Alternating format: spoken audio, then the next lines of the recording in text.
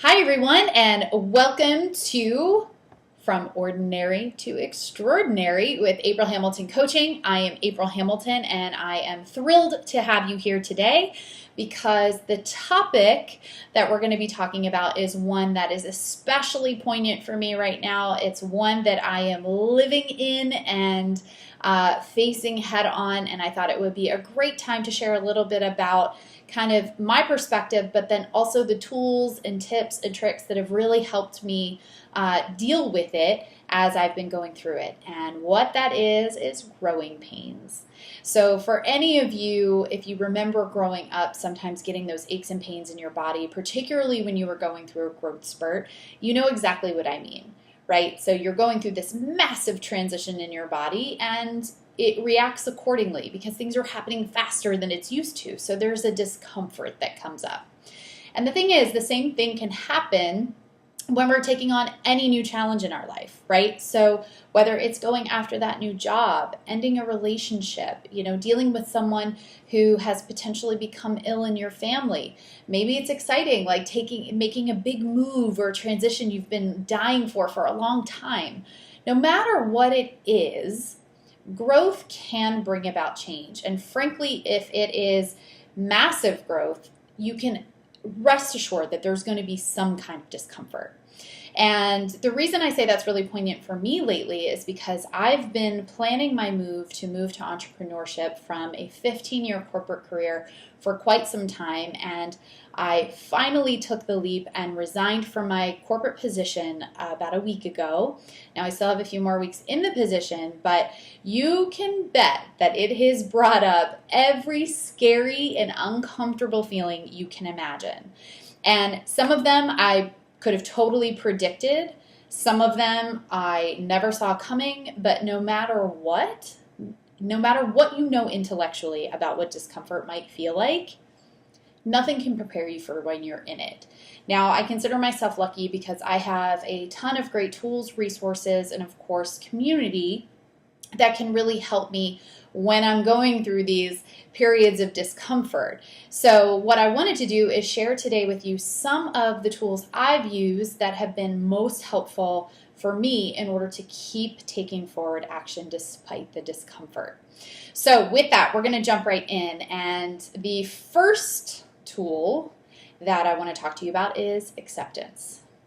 It is so important to accept the fact that when you're pushing yourself out of your comfort zone, when you're going after that big dream, when you're looking to make a major change in your life, it's going to be uncomfortable.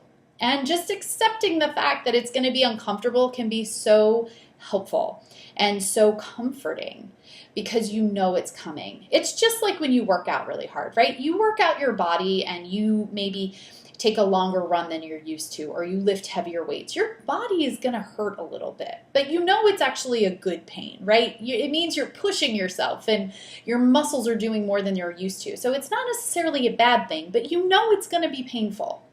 And so you go in with that acceptance that this might get a little uncomfortable. But the point is, down the line, maybe an hour later, maybe a week later, maybe a few months later, it's going to lead to a greater comfort because your clothes fit better, because you might feel more comfortable in your body. The same thing happens when we go after our challenges. It may be uncomfortable in the moment because it's new, because we're stretching, because we haven't done it before.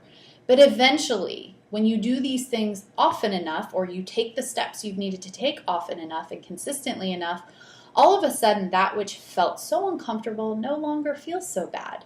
And in fact, there will be a next level of discomfort. So accepting that on this path, there is going to be some discomfort is so helpful and really important. So once you've accepted that it's going to be uncomfortable, the second tool I want to share with you is to share that discomfort. The thing is, when we go after big dreams or goals, sometimes we start to doubt ourselves a little bit. And when you're doubting yourself, the last thing you want to do is have someone else validate that doubt, right? But the thing is, when you're feeling that anxiety of discomfort, when you're feeling like, I don't know if this is such a great idea, but like in your heart of hearts, you know it's a great idea, the last thing you want is someone reflecting that back to you, right? But this is where we really get it wrong, because that fear of potentially hearing someone else's doubt will stop us from sharing and getting what we really need, which is community and support. If you're feeling any type of anxiety over, having made a big move or you're about to make a big move, share it with someone you trust. Because the thing is, when you bring anxiety out into the light, it really can't flourish. It can't. When you keep it inside, you can start making up all sorts of stories, all sorts of catastrophic events that are going to ensue, and you can get yourself spinning to a point where it's almost paralyzing. But when you share it, a couple of things might happen. One, your doubts or your anxiety may actually not be as true as they sound in your head. Number two, you may actually come across someone who's been where you've been and has a great way to deal with that challenge. And number three, just the comfort of knowing that you're not alone. I mean, I cannot express to you how important it is to not be alone in whatever you're going through. Even if it's something you're thrilled about and excited about, share it. The world needs to hear it and experience it, because you never know who needs to hear what you have to say anyway. So please share it, get support, rally the troops, because I guarantee you have far more people at your back than you do doubters. So give them a chance to be there for you. The third tool, this is really important. This is really, really important. Know your why, remember your why, look at your why every day. There is a reason that you're putting yourself out there and taking the risks that you're taking. There is a reason you're going after that challenge. It is so important to know what that is and to look at it every day. And I mean every day. Because there are going to be times where you're going to question yourself. Doubt is going to pop up. And the best thing you can have at your disposal is knowing why you're doing what you're doing. And the thing is, if it's a why that really lights you up, if it's a why that really impassions you, then it is going to be the best thing you can do for yourself. Because there's a reason you chose this to begin with. Do not lose sight of that. So, so important. So, if you don't know what your why is, get clear on it. That is really, really, really important to going after any major goal, because when you have intention and a reason behind what you're doing, it makes it so much easier when you're facing those doubts or that anxiety to keep going anyway. Okay, tool number 4. I love this one. This one's one of my favorites, and it's finding inspiration from others who have been through what you've been through, or maybe even worse, and come out on the other side successful. The thing is, when our brains get caught up in this anxiety of like, oh, this is really uncomfortable, I don't think I'm made to do this, or I don't have the skills, or I don't know what I'm doing, sometimes it helps to recognize that other people have.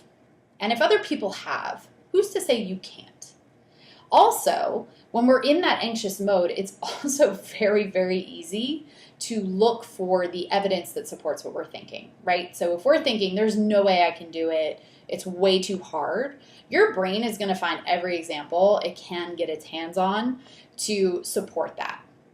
So you can choose to either focus on the people who have not been able to make it happen or the people that have. And I love finding the inspiration of the people that have, because it reignites that excitement. So once I know what my why is, if I'm finding the inspiration and the proof that it's possible, it means I feel much more confident that I can also do that. And I actually have a book recommendation for anyone. It's going to be backwards on here, unfortunately, but it's called You're Going to Survive. It's by Alexandra Franzen, and it is a collection of true stories from people who have endured major challenges, soul-crushing moments, it says, in their careers, failure, rejection, disappointment, and how they got through it, and how you can too. And it is just an amazing collection of stories that will have you super inspired, might even make you laugh and get you out of that anxiety loop. So I will put a link to that in the comments in the text of this blog, but definitely check it out. It's totally a great read. And the best part is you can pick one story. It's a ton of short stories, so you don't even have to commit to a ton of reading time. So I highly, highly recommend it. And then the last step is what is the next best step? Getting into action erases doubt and fear like nothing I've ever experienced. The minute that you start feeling doubt, if you take action, your brain doesn't have the room to focus on the doubt anymore because it's focused on getting something done. Because the thing is, our brains want to solve problems. So get into action, take a step, get your brain focused on the thing you need to do to move forward.